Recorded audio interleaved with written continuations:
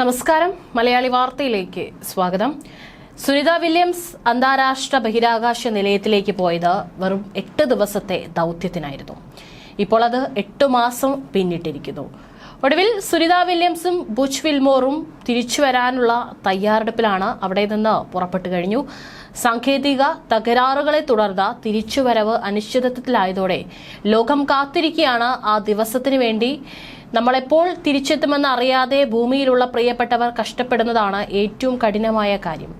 അന്താരാഷ്ട്ര ബഹിരാകാശ നിലയത്തിൽ നിന്നുള്ള വിടവാങ്ങൽ പ്രസംഗത്തിൽ സുനിത വില്യംസ് പറഞ്ഞ വാക്കുകളാണിത്. 9 മാസമായി സുനിത വില്യംസിനെ കുറിച്ച് ലോകം ചോദിച്ചുകൊണ്ടിരിക്കുന്നത് ഒരേയൊരു ചോദ്യമാണ്: എപ്പോൾ മടങ്ങുമെന്ന്. ഒടുവിൽ അത് സംഭവിച്ചിരിക്കുന്നു. 9 മാസമായി കുടുങ്ങിക്കിടക്കുന്ന സുനിത വില്യംസ്, ബുച്ച് വിൽമോറും അടങ്ങുന്ന സംഘം ബഹിരാകാശത്ത് നിന്ന് യാത്ര തിരിച്ചു. സ്പേസ് എക്സിന്റെ ഡ്രാഗൺ ക്രൂ പേടകത്തിലാണ് സുനിത വില്യംസും ടീമും തിരികെ ഭൂമിയിലേക്ക് യാത്ര തിരിക്കുന്നത്. നെഞ്ചിടിപ്പോടെയാണ് ലോകം ഓരോ സെക്കൻഡുകളും നോക്കിക്കാണുന്നത്. 10:45 ഡ്രാഗൺ പേടകം അന്താരാഷ്ട്ര ബഹിരാകാശ നിലയത്തിൽ നിന്നും വേർപെട്ടു. തുടർന്ന് 17 മണിക്കൂറോളം നീണ്ട യാത്രയ്ക്ക് ശേഷം ബുധനാഴ്ച പുലർച്ചെ, അതായത് ഇന്ത്യൻ സമയം, ഈ പേടകം ഭൂമിയിലിറങ്ങും. രാവിലെ 8:15 4 പേരും യാത്ര ചെയ്യുന്ന സ്പേസ് എക്സിന്റെ ഡ്രാഗൺ ഫ്രീഡം പേടകത്തിന്റെ വാതിലുകൾ അടഞ്ഞിരുന്നു. നാളെ പുലർച്ചെ 3:27 പേടകം ഭൂമിയിലെത്തുക എന്നാണ് അറിയിച്ചിരിക്കുന്നത്. പുലർച്ചെ 2:41 ഡി ഓർബിറ്റ് ബേൺ പ്രക്രിയ നടക്കുക. പേടകം വേഗം കുറച്ച് ഭൂമിയുടെ അന്തരീക്ഷത്തിലേക്ക് പ്രവേശിക്കും. തുടർന്ന് 3:30 പാരാഷൂട്ടുകൾ വിടരുന്നതോടെ പേടകം സ്ഥിരവേഗം കൈവരിക്കും. അറ്റ്ലാന്റിക് സമുദ്രത്തിലോ മെക്സിക്കോ ഉൾക്കടലിലോ ആയിരിക്കും പേടകം പതിക്കുക. ശേഷം പേടകം വീണ്ടെടുത്ത് യാത്രക്കാരെ കരയിലേക്ക് എത്തിക്കും. ഫ്ലോറിഡയുടെ തീരത്തോട് ചേർന്നാണ് പേടകം ഇറങ്ങുക എന്നാണ് റിപ്പോർട്ടുകൾ. 17 മണിക്കൂർ യാത്രയായതിനാൽ തന്നെ ഈ യാത്രയ്ക്ക് സങ്കീർണതകളേറെയാണ്. സുനിതയുടെയും സംഘത്തിന്റെയും യാത്രയിൽ പ്രാർത്ഥനയോടെയാണ് ലോകം കാത്തിരിക്കുന്നത്. ക്രൂ 9 സംഘത്തിൽ സുനിതയ്ക്കും ബുച്ചിനും പുറമെ നിക് ഹേഗ്, അലക്സാണ്ടർ ഗോർബനോവ് എന്നിവരും ഭൂമിയിലേക്ക് മടങ്ങുന്നുണ്ട്. 2024 ജൂണിലാണ് ബഹിരാകാശ ദൗത്യത്തിനായി സുനിത വില്യംസും ബുച്ച് വിൽമോറും യാത്ര തിരിച്ചത്. വെറും 9 ദിവസത്തെ അല്ലെങ്കിൽ 8 ദിവസത്തെ ദൗത്യത്തിനായിട്ടായിരുന്നു പ്രയാണം. ദൗത്യത്തിന് ശേഷം ബോയിങ്ങിന്റെ ആദ്യ ബഹിരാകാശ പേടകത്തിൽ മടങ്ങി വരാനായിരുന്നു തീരുമാനം. എന്നാൽ ത്രസ്റ്ററുകൾ പണി മുടക്കുകയും ഹീലിയം ചോർച്ച ഉണ്ടാവുകയും ചെയ്തതോടെ തിരിച്ചു വരാൻ സാധിക്കാതെയായി. സാങ്കേതിക പ്രശ്നങ്ങൾ കാരണം തിരിച്ചുവരവ് അനിശ്ചിതമായി നീളുകയായിരുന്നു. ബഹിരാകാശ യാത്രികരുടെ സുരക്ഷ പരിഗണിച്ച് ഈ സ്റ്റാർലൈനർ പേടകം പിന്നീട് ആളില്ലാതെ നിലത്തിറക്കുകയാണ് ബോയിങ്ങുമായി ചേർന്ന് നാസ പിന്നീട് ചെയ്തത്.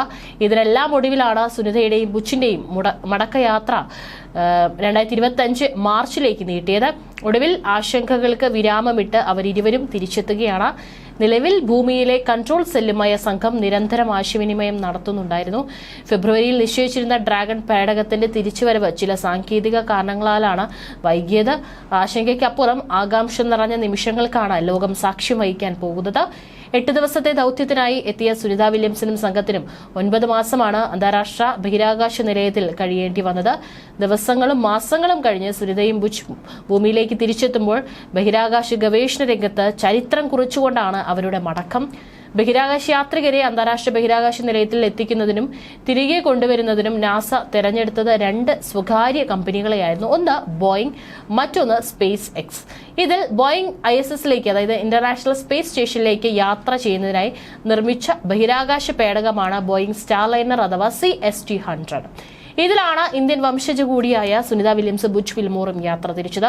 ബോയിങ് ക്രൂ ഫ്ലൈറ്റ് ടെസ്റ്റ് അഥവാ ബോയിങ്ങിന്റെ സ്റ്റാർലൈനർ വാണിജ്യ ആവശ്യങ്ങൾക്ക് ഉപയോഗിക്കുന്നതിന്റെ ഭാഗമായി നാസയുമായി ചേർന്ന് നടത്തിയ 8 ദിവസത്തെ പരീക്ഷണം, വിക്ഷേപണം, ഡോക്കിംഗ്, റീ എൻട്രി ഘട്ടങ്ങളിൽ ബഹിരാകാശ പേടകത്തിന്റെ സംവിധാനങ്ങൾ വിലയിരുത്തുക, ദൗത്യങ്ങൾക്കിത് അനുയോജ്യമാണെന്ന് സാക്ഷ്യപ്പെടുത്തുക എന്നിവയായിരുന്നു ഇതിന്റെ പ്രാഥമിക ലക്ഷ്യങ്ങൾ എന്ന് പറയുന്നത്. 15 അടി വ്യാസമുള്ള സ്റ്റാർലൈനർ പേടകം അപ്പോളോ കമാൻഡ് മൊഡ്യൂളിനേക്കാൾ സ്പേസ് എക്സിന്റെ ഡ്രാഗൺ ക്രൂ ക്യാപ്സ്യൂളിനേക്കാൾ അല്പം വലുതാണ്. എന്നാൽ ആർടെമിസ് ദൗത്യത്തിനായി തയ്യാറാക്കിയ ഓറിയോൺ ക്യാപ്സ്യൂളിനേക്കാൾ അല്പം ചെറുതുമാണ്. സ്റ്റാർലൈനറിനെ 7 യാത്രക്കാരെ ഒരേ സമയം വഹിക്കാൻ ശേഷിയുണ്ട്. 7 മാസക്കാലം ബഹിരാകാശ നിലയത്തിൽ ഡോക്ക് ചെയ്ത് നിർത്താനുമാവും. 10 ദൗത്യങ്ങൾക്ക് വരെ വീണ്ടും പുനരുപയോഗിക്കാൻ സാധിക്കും വിധമാണ് ഈ ഒരു പേടകത്തിന്റെ രൂപകൽപ്പന ചെയ്തിരിക്കുന്നത്. 2010 കൊമേഴ്ഷ്യൽ ക്രൂ പ്രോഗ്രാം പ്രോഗ്രാമിന് വേണ്ടി നാസ സ്റ്റാർലൈനർ പേടകത്തെ തിരഞ്ഞെടുത്തത്. 2017 മനുഷ്യരെ വഹിച്ചുള്ള ആദ്യ യാത്ര നടത്താൻ പദ്ധതിയിട്ടെങ്കിലും 2019 ഡിസംബർ 20 ആദ്യ ആളില്ലാ വിക്ഷേപണ ദൗത്യമാണ് നടത്തിയത്. എന്നാൽ ഈ ദൗത്യം വിജയകരമായില്ല. പിന്നീട് 2022 മെയ് 19 പേടകത്തിന്റെ രണ്ടാം ആളില്ലാ പരീക്ഷണം വിക്ഷേപണം നടത്തിയത്. ഇത് വിജയകരമായി പൂർത്തിയാക്കി. അടുത്തത് ബഹിരാകാശ യാത്രികരുമായുള്ള പരീക്ഷണമായിരുന്നു. അതായിരുന്നു കഴിഞ്ഞ ജൂൺ മാസത്തിൽ നടന്നത്. അന്നും ഈ വിക്ഷേപിക്കുന്നതിന് മുൻപ് വെല്ലുവിളികൾ ഒരുപാട് നേരിട്ടിരുന്നു. ഒരു മാസത്തിനിടെ 3 തവണയാണ് ദൗത്യം മുടങ്ങിയത്. അവസാന ഘട്ടത്തിൽ ഹീലിയം വാതക ചോർച്ച ദൗത്യത്തെ ദുഷ്കരമാക്കിയിരുന്നെങ്കിലും വിക്ഷേപണവുമായി മുന്നോട്ട് പോകാനായിരുന്നു തീരുമാനം. കാരണം ഈ ഒരു ചോർച്ച ഗൗരവമുള്ളതല്ലെന്നും ദൗത്യത്തെ ബാധിക്കില്ലെന്നുമായിരുന്നു എഞ്ചിനീയർമാരുടെ നിഗമനം. ഒടുക്കം ജൂൺ 9 ഫ്ലോറിഡയിലെ കേപ്പ് കനാവറൽ ബഹിരാകാശ നിലയത്തിൽ നിന്ന് സ്റ്റാർലൈനർ പേടകം വിജയകരമായി വിക്ഷേപിച്ചു. 25 മണിക്കൂർ യാത്രയ്ക്ക് ശേഷം സുനിതയും വിൽമോറും അന്താരാഷ്ട്ര ബഹിരാകാശ നിലയത്തിലെത്തി. ശേഷം ഇതേ പേടകത്തിൽ ജൂൺ 14 US മരുഭൂമിയിൽ തിരിച്ചിറങ്ങാനായിരുന്നു പദ്ധതി. ആ പദ്ധതിയാണ് പാളിപ്പോയത്.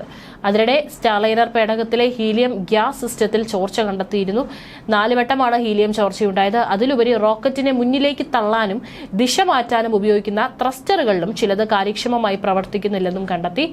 28 മനൂവറിംഗ് ത്രസ്റ്ററുകളിൽ 5 എണ്ണത്തിനാണ് തകരാറുണ്ടായത്.